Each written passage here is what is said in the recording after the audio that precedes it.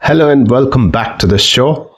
A quick note, simplifying HR has evolved into simplifying leadership. It's the same show, same host, just bigger conversations. So let's get into it.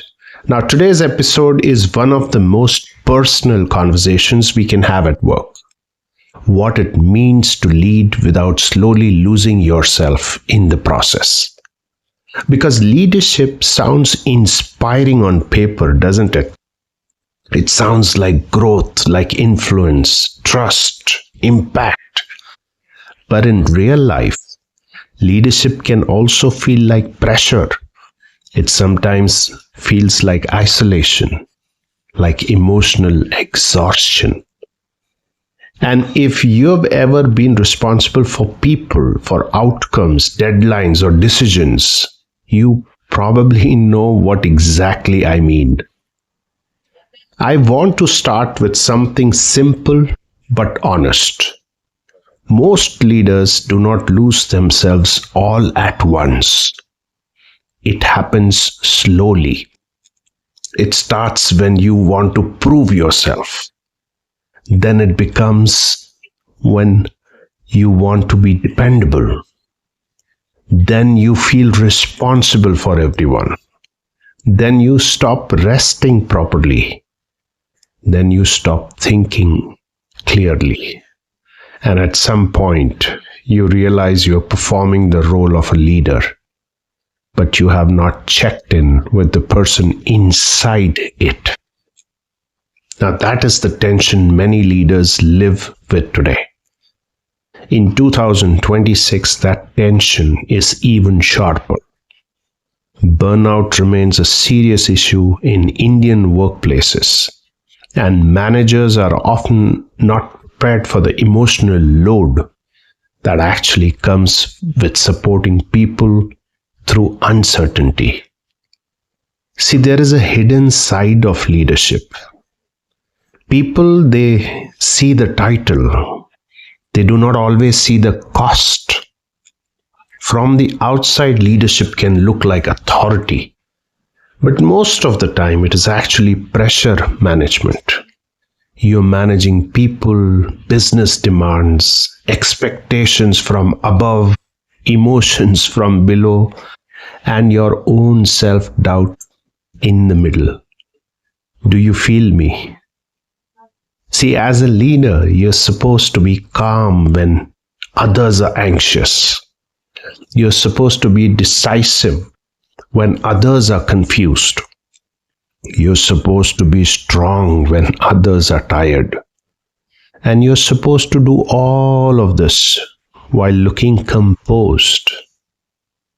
This is why so many leaders feel lonely.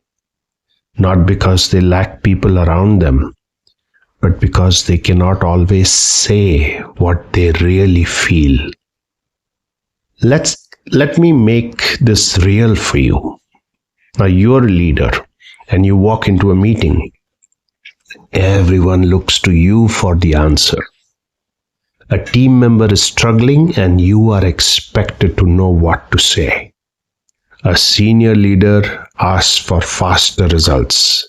A client wants more. A report is due. A conflict is building. And somewhere in the middle of all this, you're trying to be a good human being. Aren't we all? That is the part people rarely talk about. Leadership is not just managing others. It is about managing the emotional cost of being responsible. And if you do not pay attention, you can start becoming a version of yourself that is efficient, polite, and impressive, but completely disconnected from who you actually are. Now that brings me to the danger of performing leadership. See, one of the biggest traps for leaders is performance. Now, this is not performance in the business sense. This is performance in the identity sense. Be honest and tell me, have you ever asked yourself any of these questions. What kind of leader should I look like? What should I say in this situation? How do I sound confident? How do I avoid looking weak? How do I keep everyone happy? How do I protect my image? Over time, this can create a gap between your role and your real self. And once that gap gets too wide, leadership, it becomes exhausting. Because every decision is filtered through appearance instead of values. Now, is there a pressure on modern leaders? Of course. Let's be fair. Pressure on leaders today is not small. Many managers are expected to deliver results, to keep teams motivated, to handle burnout, to adopt to new AI tools, and navigate change, and sometimes do all of this at the same time. In fact, recent reports show a large number of managers, they feel unprepared to deal with burnout and mental health challenges, while many leaders themselves, they feel overwhelmed by responsibility. So if you are a leader and you are tired, that does not automatically mean that you're bad at your job. It may mean the job has become emotionally heavier than anyone admitted. So what should you not sacrifice? Now, this is the important part. Leadership should not require you to abandon yourself. See, as a leader, you should not lose your values, your boundaries, your family life, most important, your health. You should not lose your voice, your curiosity, your sense of humor, your ability to feel like a person. Somewhere along the way, many leaders, they start thinking that sacrifice is the proof of seriousness. But sacrifice without having limits, that becomes damage. And damage is not the same thing as dedication, is it? I would give you a more honest definition of strength. We often define strong leadership as always knowing what to do. But the real strength is different. The real strength is knowing when to pause, when to stop, knowing when you are overloaded, knowing when to ask for help. Just think about it. When was the last time you asked for help? See, real strength is knowing when to delegate, knowing when to have that difficult conversation. It's knowing when the problem is not your failure. It's probably the system. That kind of strength is quieter. It's less dramatic, but it lasts longer. And as leaders, what can you do differently? Or how do you lead without losing yourself in the process? Well, start with this. Do not confuse responsibility with erasing your true self. You can care deeply without carrying everything. You can be kind without becoming everyone's, so to say, therapist, right? You can be accountable without becoming available 24/7. You can be ambitious without becoming emotionally unavailable. I always say be practical, and practical habits help. Protect one part of your day for thinking, not reacting. Stop saying yes too quickly. Don't do that. Delegate before you feel desperate. Make decisions based on values. Don't panic. Do not make decisions under panic. Review your own energy the same way you review your team's output, right? Look at how you feel. And this is so important. Have one person you can speak honestly with. Do you have someone whom you can speak with honestly? A mentor, a coach, a friend? If not, then why not? What's stopping you? Just ask.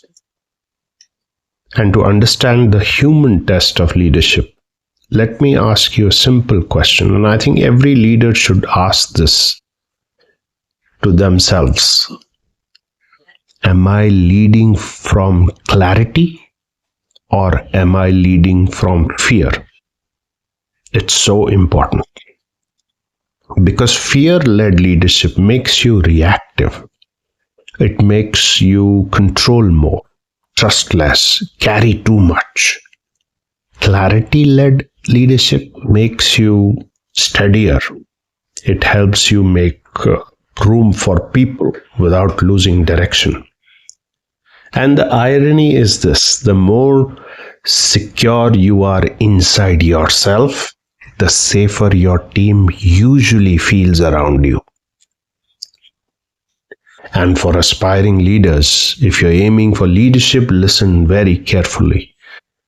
Do not chase the title so hard that you ignore the lifestyle it requires.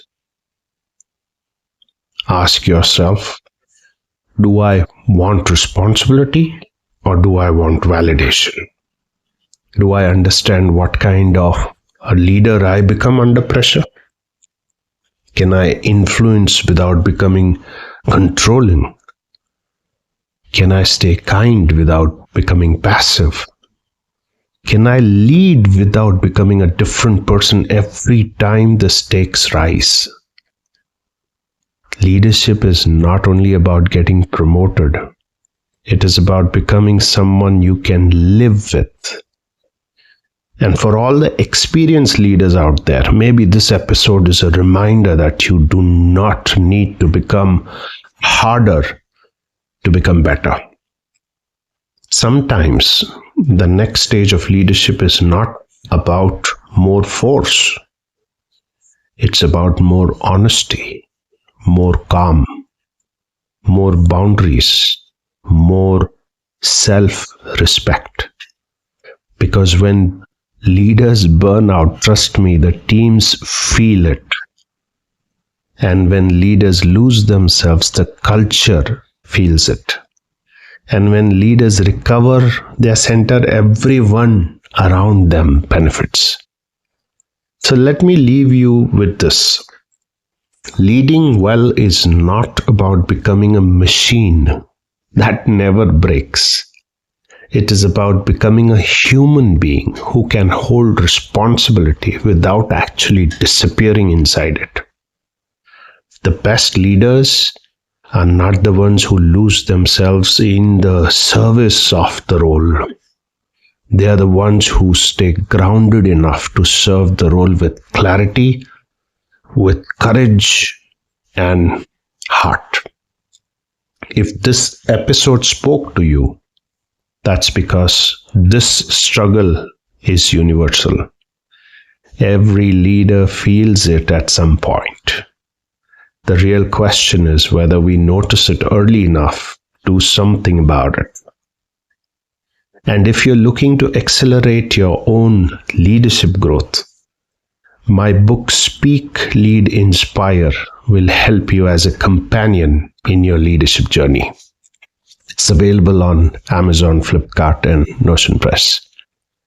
Thank you for tuning in today. This is Ravi Motwani signing off. I'll see you next week.